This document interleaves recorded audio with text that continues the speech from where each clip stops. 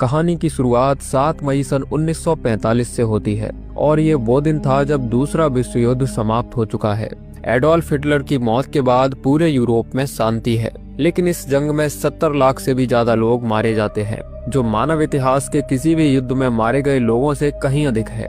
तभी कुछ अमेरिकी सैनिकों को हिटलर के साइन बोर्ड पर पेशाब करते दिखाया जाता है और उसी समय कार के हॉर्न बजने की आवाज सुनकर सभी अलर्ट हो जाते हैं। दरअसल ये car German politician Hermann Goering की है, जो हिटलर का सेकंड इन कमांड ऑफिसर हुआ करता था। लेकिन जर्मनी की हार के बाद वह अपने परिवार के साथ अमेरिकी सेना के सामने सरेंडर कर देता है, जिसके बाद लग्जमबर्ग के बेंट मॉन्डोर्फ में एक शाही होटल को अस्थायी जेल में बदला जाता है, जहां हरमन गोरिंग और 21 अन्य नाजी नेताओं को नजरबंद कर दिया जाता है।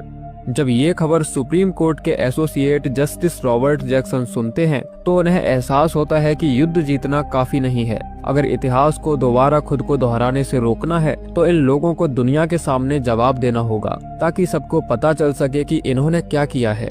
लेकिन इन्हें सजा देने के लिए अन्य देशों का सहयोग भी बेहद जरूरी था, इसीलिए सारे एलाइज मिलकर साथ काम करेंगे, जिसमें 4 इंटरनेशनल जजेस को रखा जाएगा।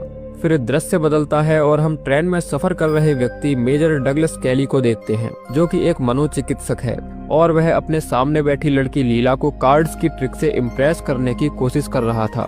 फिर स्टेशन पर ट्रेन रुकती है और सार्जेंट ट्राइस उसे लेने आता है, जो कि एक ट्रांसलेटर है। वह डॉक्टर केली को कर्नल एंडरसन के ऑफिस लेकर जाता है, जो बताता है कि तुम्हें यहाँ सारे प्रिजनर्स की मेंटल हेल्थ चेक करने के लिए बुलाया गया है। दरअसल अमेरिकी सेना को डर है कि कहीं जर्मन मुकदमे से पहले आत्महत्या न कर ले।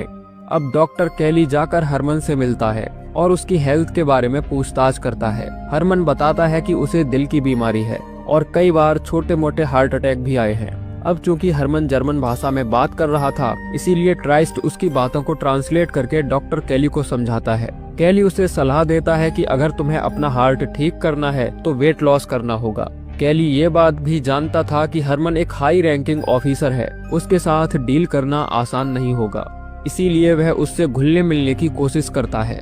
जब वह रूम से बाहर आता है तो ट्राइस्ट को बताता है कि हरमन नाटक कर रहा है कि वह केवल जर्मन भाषा ही जानता है, लेकिन उसे इंग्लिश भी समझ आती है, क्योंकि जब मैंने उसे मोटा कहा तो उसने मेरी तरफ ध्यान से देखा। वह अनजान इसलिए बन रहा है क्योंकि ट्रांसलेशन उसे सोचने के लिए टाइम देती है। फिर केली अगले प्रिजनर डॉक्टर रॉबर्ट से मिलता है और उसे भी हिटलर का बेहद करीबी माना जाता है।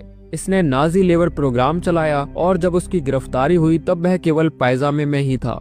अगला प्रिजनर कार्ल नाम का एक नेवी अफसर था, जो कि जर्मन नेवी का कमांडर इन चीफ हुआ करता था। इसे यू बोट्स का मेन आर्किटेक्ट